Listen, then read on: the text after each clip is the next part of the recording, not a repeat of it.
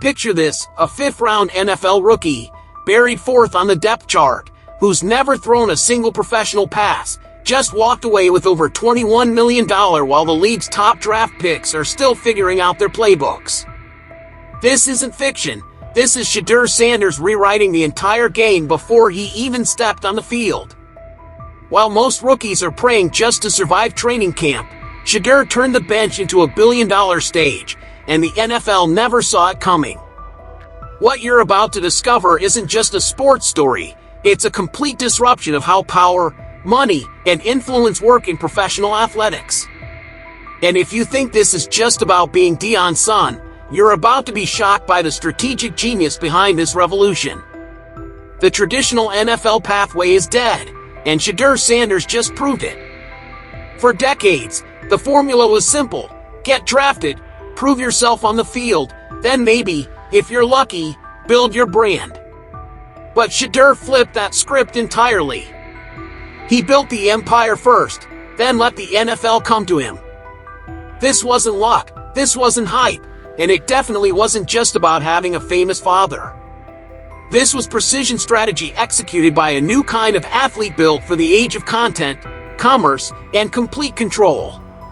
Today, I'm breaking down exactly how Shedeur generated more revenue than most franchise players before playing a single down, why the NFL is scrambling to adapt to his playbook, and what this means for every athlete watching. We'll explore his $6 million nil empire, the jersey sales that broke records, and the equity deals that have executives rewriting contracts. By the end of this video, you'll understand why Shedeur Sanders isn't just a quarterback, he's the blueprint for the future of professional sports business. Most rookies are chasing practice reps. Shedeur Sanders was already chasing equity, and the numbers are absolutely staggering. Before he ever stepped onto an NFL field, Shedeur banked a mind-blowing $6 million in nil deals. But here's what made this different from every other college athlete cashing in. These weren't your typical smile-for-the-camera sponsorships that disappear after graduation. These were ownership deals, long-term partnerships, and back-end equity moves that players twice his age never even dreamed of negotiating. While other college stars were posing for quick cash and one-time payouts, Shedeur was building a sustainable business empire that would generate revenue for years to come. Think about that for a second. A college quarterback was operating with the business acumen of a Fortune 500 CEO. The genius wasn't just in the amount, it was in the structure. Every single deal Shedeur signed included what I call the prime equity clause, inspired by his father's game-changing mindset but elevated with Gen Z digital strategy. This clause completely flipped the traditional athlete-brand relationship on its head. Instead of flat fees that disappear after the campaign ends, Shedeur negotiated ownership stakes in the companies he partnered with. When a Shedeur documentary series aired, he didn't just get paid up front, he earned back-end points on every view, every subscription, every piece of merchandise sold. When his jersey dropped, he wasn't just collecting a standard royalty, he had actual equity in the sales performance. Every single move he made came with a permanent seat at the boardroom table, not just a temporary spokesperson contract. This wasn't a side hustle or college experiment. This was the foundation of a quarterback business model that no one in the industry saw coming. And the wildest part?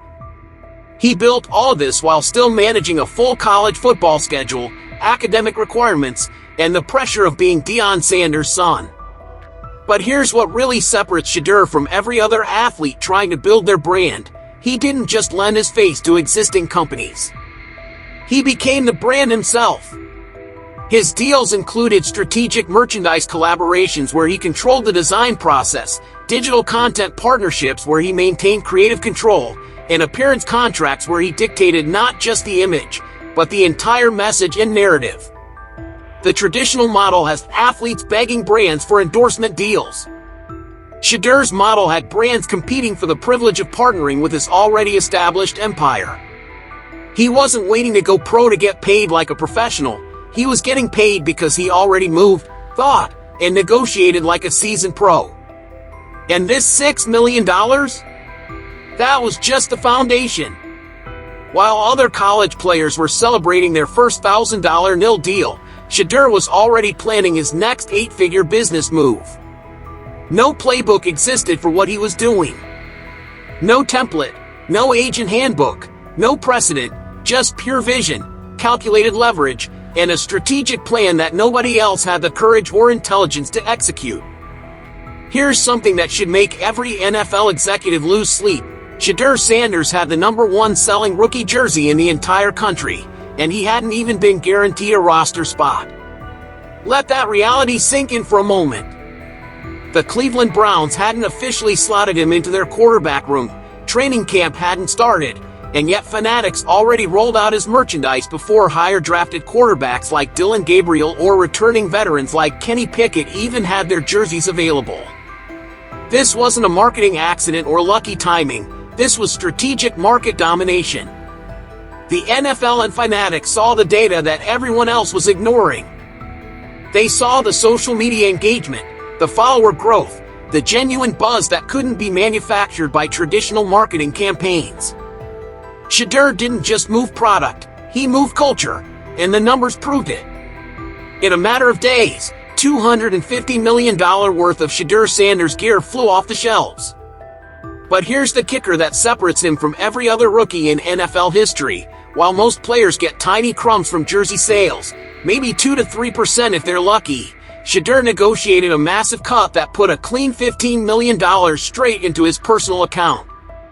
That's more guaranteed money than most first-round picks see in their entire rookie contracts.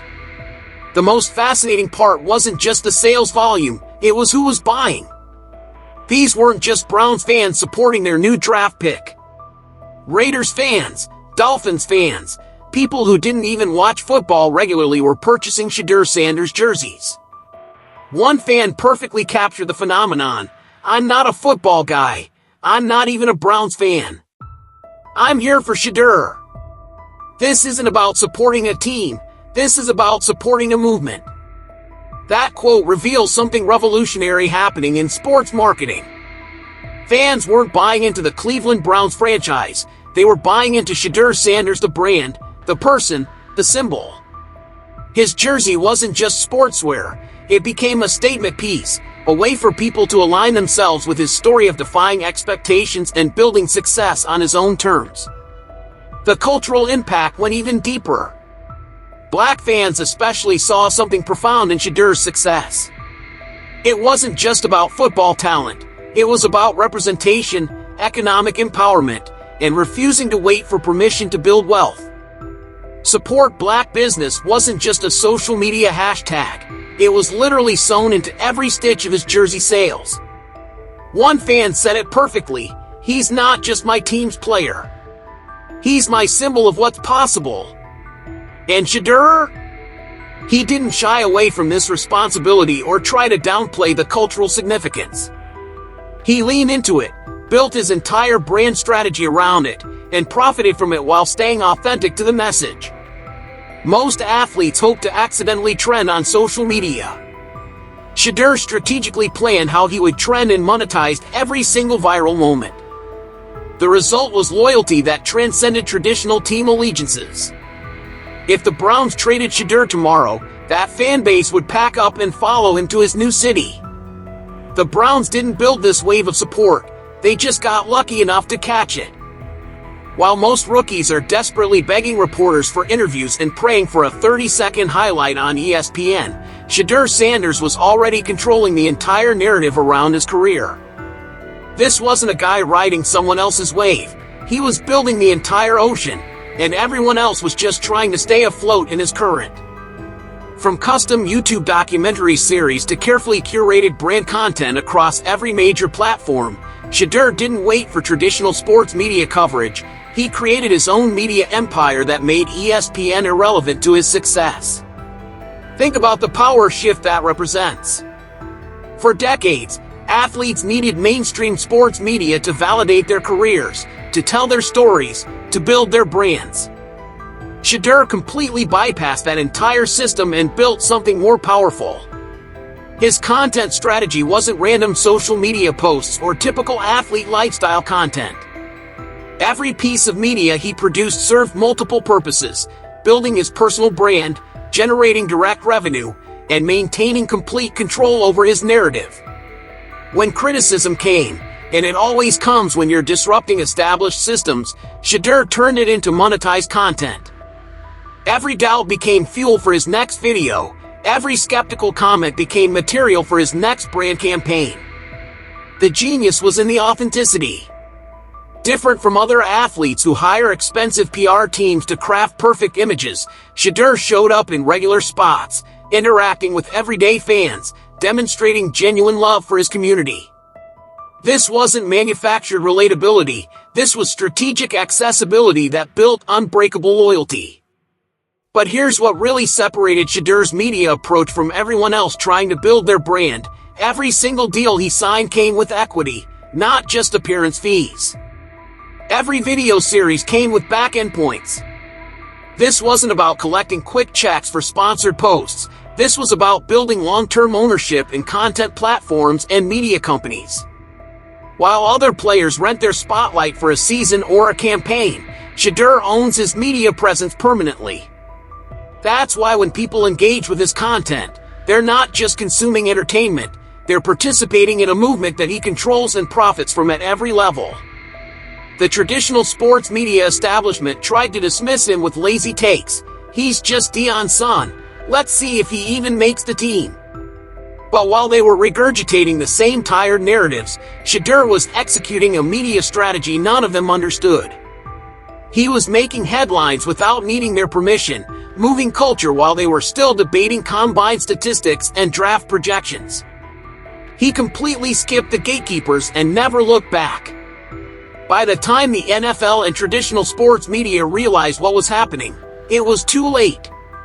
Shedeur wasn't just another story for them to cover. He had become the source of stories, the creator of content, the driver of narratives. And every time someone doubted his approach or questioned his methods, that just became more content, more leverage, more proof that his strategy was working. He weaponized criticism and turned skepticism into profit, creating a feedback loop that made him stronger with every challenge. The Cleveland Browns might be sitting on a gold mine, and they don't even realize the magnitude of what just landed in their organization. Let's get this completely straight. Shedeur Sanders was a fifth-round pick, buried fourth on their depth chart, with no guaranteed roster spot. Yet his jersey outsold every single rookie in the NFL. He already had a national merchandise rollout, equity stakes in multiple companies, and a fan base that couldn't care less about the Browns' franchise history. That's not a lucky break or a temporary social media moment. That's a branding tsunami that's reshaping how professional sports businesses operate. And the Browns are acting like it's just business as usual, completely missing the revolutionary shift happening right in their own locker room. While teams across the league were hyping up higher draft picks like Dillon Gabriel, whose jerseys didn't even make it to clearance racks, Shedeur was front and center on Fanatics before the ink on his rookie contract had dried. Fans were clicking add to cart before he'd even touched a practice field or learned the team's playbook. This represents a fundamental disruption of how value is created and measured in professional sports. The scary part for traditional NFL thinking is this: Shedeur's audience doesn't follow team logos or franchise traditions, they follow him personally. Trade him tomorrow, and that loyalty, that media attention, that revenue generation packs up and goes with him to his new city. The Browns didn't build this wave of support through decades of winning or community investment. They just got lucky enough to be standing near it when it formed. But here's the deeper disruption that's making NFL executives lose sleep. If a fifth-round pick with no guaranteed playing time can generate more cultural impact and direct revenue than top 10 draft selections, then everything about how the league measures talent, allocates resources, and structures contracts needs to change immediately. What happens when more college players skip the traditional combine process and sign media deals instead? What happens when equity replaces endorsements as the new gold standard for athlete partnerships? What happens when players build their own media empires before they even enter the draft?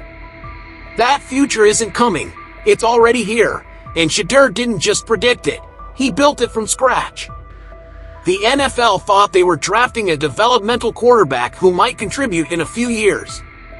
What they actually got was a walking enterprise, a fifth-round pick with franchise-level cultural pull, media ownership capabilities, and business acumen that goes far beyond what any scout could measure at the combine. This isn't just about one player or one team. This is about a fundamental power shift in professional sports. Athletes are no longer waiting for leagues to grant them permission to build wealth and influence. They're creating their own systems, their own revenue streams, their own media platforms, and then letting the professional leagues adapt to them. The NFL can either evolve with this new reality or get left behind by athletes who understand that the real game isn't played on the field, it's played in boardrooms, on social media platforms, and in the direct relationship between athletes and their audiences. Shedeur Sanders hasn't thrown a single NFL pass, but he's already completely redefined what it means to be a professional athlete in 2024. This wasn't just about nil deals or flashy social media branding. This was about control, about rewriting the rules of professional sports business before ever stepping on the field. While other rookies were chasing validation from scouts and executives, Shedeur built his own stage and brought a massive audience with him. $6 million before his rookie contract was even signed. Complete ownership over his image and narrative. Equity in every business move. And a media machine that doesn't just follow stories, it creates them. He didn't just learn from Deion Sanders' playbook, he evolved it for the digital age, and now he's forcing the entire NFL to adapt to his model, not the other way around. This is more than a football story. It's a business revolution, a cultural shift, the kind of disruption that echoes across locker rooms, front offices, and corporate boardrooms. Because if a fifth-round pick with no guaranteed snaps can generate more real value than first-round selections, then everything about how we measure talent, success, and worth in professional sports needs to change immediately. Shedeur didn't wait to become a franchise player. He made himself one before the league even knew what hit them. The NFL thought they were drafting potential. What they really got was a movement in motion, and it's only getting started. What do you think about Shedeur's strategy? Are more athletes going to follow this blueprint, or is this a one-time disruption? Drop your thoughts in the comments below. I read every single one and respond to as many as I can. And if you want to see more breakdowns of how athletes are revolutionizing sports business, make sure you're subscribed and hit that notification bell. I'll see you in the next one.